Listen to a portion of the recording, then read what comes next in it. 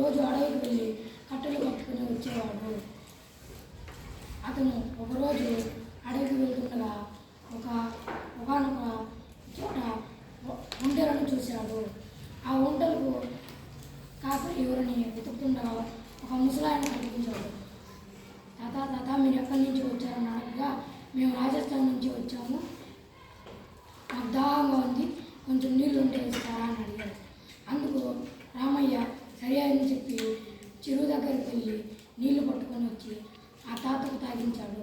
ఆ తాత సరే కానీ నా దాహం నువ్వు తీర్చావు కదా, నువ్వు 2 వంటలు తీసుకోనగా, వద్దులే తాత నాకు వద్దులే అంటే, నువ్వు నా దాహం తీర్చావు, నువ్వు 2 వంటలు తీసుకోనగా తీసుకుంటావు.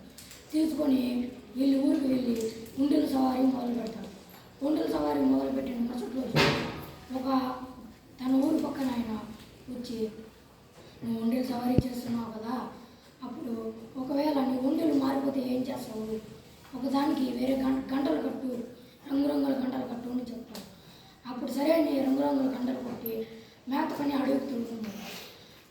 ఆయన చెట్టు కింద పడుకొని నిద్రపోతాడు. అప్పుడు ఒంటెలు మేస్తూ అడవులకు వెళ్ళిపోతాయి.